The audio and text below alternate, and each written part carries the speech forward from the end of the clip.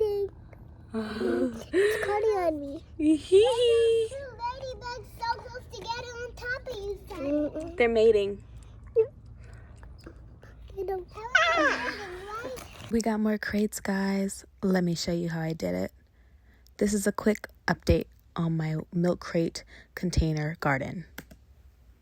I told you guys I was going to bring you with me, so I want to show you guys how I got this incredible raised bed garden system with these milk crates. This is the back of my 99-cent store. I'm sure everyone has them. If not, you could check a regular grocery store. Behind the stores, there are typically pallets, plastic, cardboard, and tons of milk crates. Now, you can ask them in the store, or typically there's someone back there moving things out, and you can just ask, hey, can I have a few of these milk crates? They've said yes to me, so I'm sure they say yes to you too. If not, you can try another store that also has these. Got them in the car. Now let's go. Off to the garden we go. I want the raised bed to be a little further out, and these are perfect.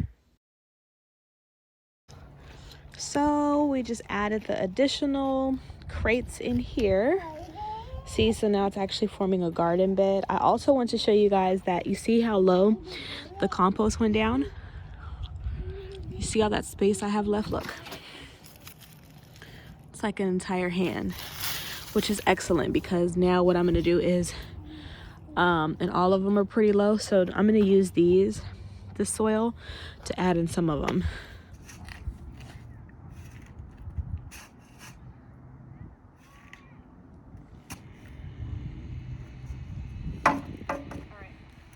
So what I'm going to do now is pull these leaves back.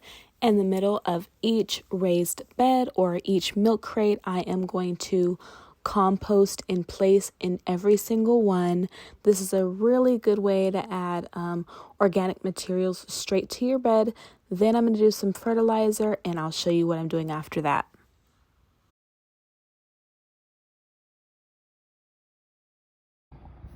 So this is what I have that was in the fridge. I have a zucchini. I'm just gonna lay in there. I'm actually gonna try and put it in there a little deeper. Maybe like here. And then a tea bag. So I'm just gonna cover that all with leaves on top.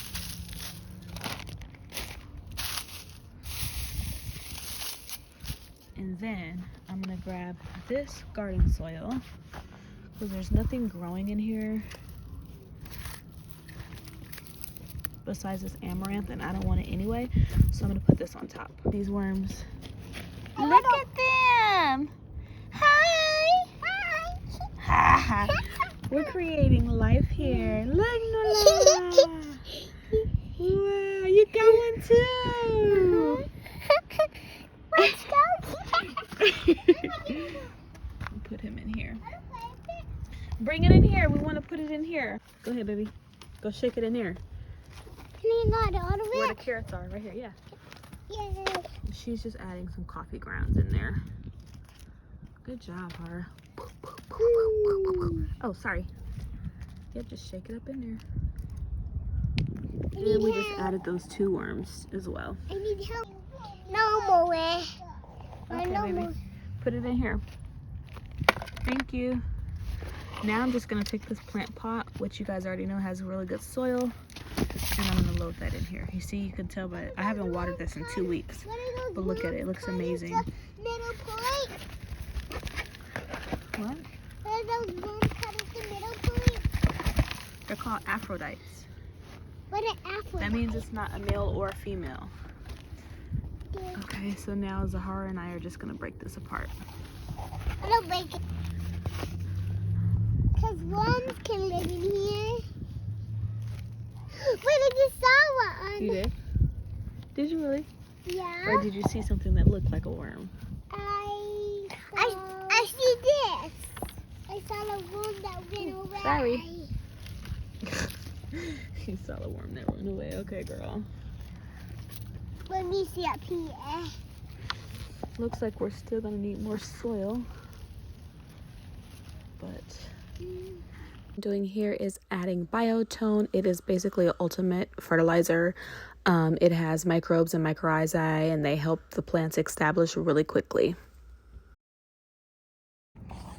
There.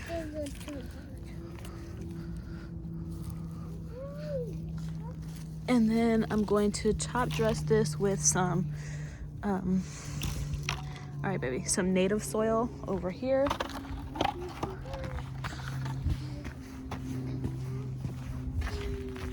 This right here, I'm gonna top it with that.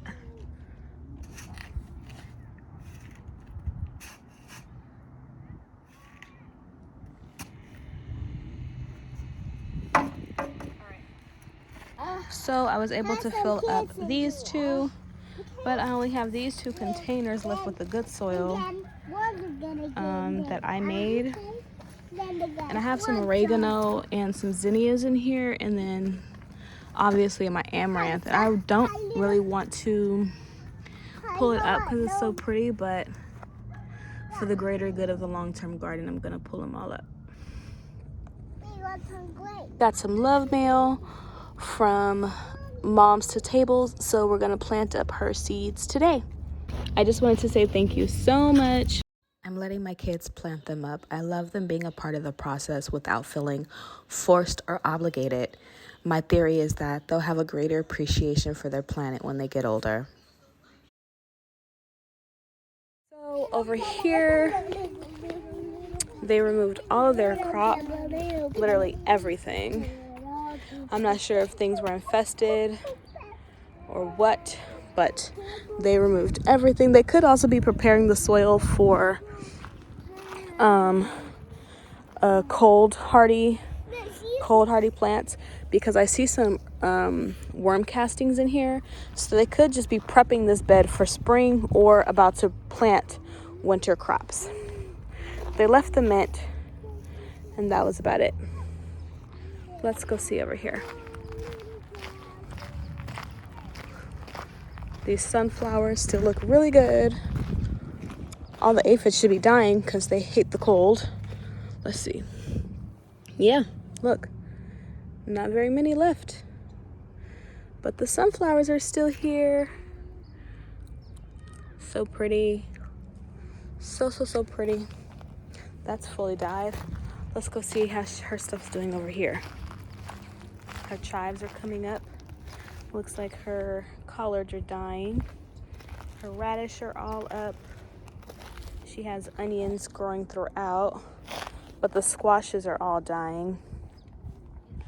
That cabbage is dying. The carrots are coming up though, but these are not doing good at all. She has a few, but I'm sure she's gonna pull those up. These cabbage look good, but the peppers are dying because they don't like the cold so much. He planted a new set of radish here, and all his cilantro looks great. Some of it is already going to seed. And oh, he put up a trellis. Look, guys. Sorry. Look, he put up a trellis for his sweet peas. This was not here last week. Well, 2 weeks ago.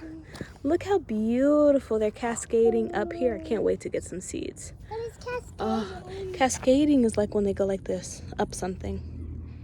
That's so cool. What is that? His onions are looking good. Beans, not so much. He puts water in there, so he doesn't have to come often to water. I'm sorry. Let's see what's over here. His fig looks good. These have died. Me too. Get up, girls. So now that we are back to our garden, I just wanted to break down again to you guys how you guys can do this raised bed idea in milk crates. So number one, you want to make sure you have something on the base of it. What you can use, like I did, is leaves, and underneath the leaves I put cardboard, and that is my base. On top of that I put aged manure, in compost. It's actually manure with wood shavings. Wood shavings. They're shaved really finely, and I put that on the bottom and I let that sit for about 2 weeks. Then I came back today. I dug up a hole inside of that manure and I started to compost in place. Now, what that's going to do is bring good bacteria and microbial life, and it's adding organic material to each one of these crates. It was really important for me to not have them all closed off because I want this to be a network and kind of like little tunnels. And you see all of these squares inside of the crates. I want these to act as tunnels for all my microbial life. And for me, that is thinking long term.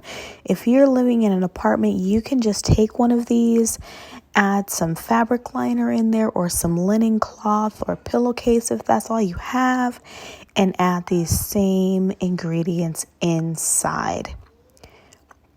Next thing you want to do is you want to add some garden soil or some raised bed soil if that's all you can get, and add that in there with some granular fertilizer.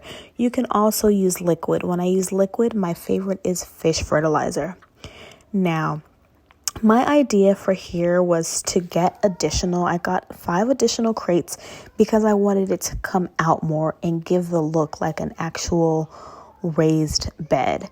And I didn't like the red, so I took those back. And actually, these may not work. I might take this one out right here, and this one out right here, just so that I can access the 2 back ones. Or I may put all the tall ones in the back and bring these ones that are in the back in the front so that those are lower. Now, I was going to add another layer back here, right here, but I honestly think that is going to be too wide sticking out, and I'm not going to get to the crates in the back, and I don't want that. So keep that in mind when you guys are getting these crates. Measure your space and measure the crates to make sure they're fitting kind of like a puzzle inside of your space. Now, when you do this, you don't have to have as many as I have. You can take them out and make it like a modular system if that works best for your space. But this is free. This is an absolutely free container suggestion.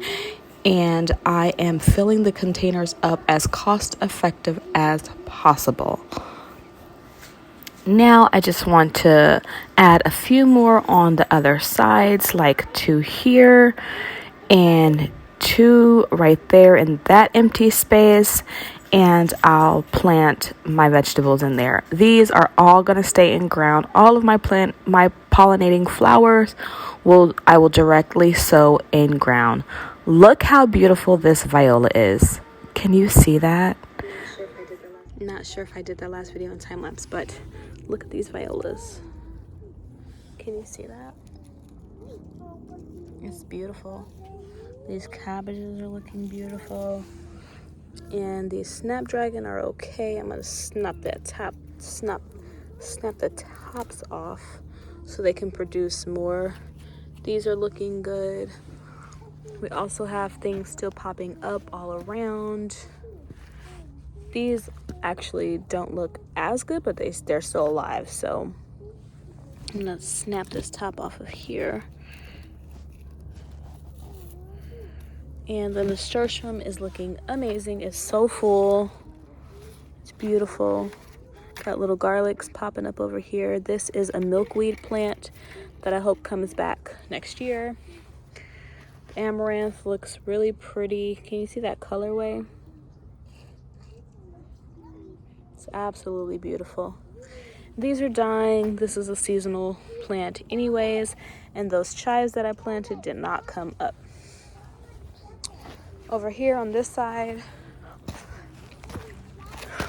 this nasturtium is beautiful, but it's cold, so you can see them. They're not very protected out here, so they are dying from the frost. but they'll come back in summer, so that's okay. This salvia is absolutely stunning. I mean, look at that color. It's beautiful. It's absolutely beautiful. And it has so many buds on it.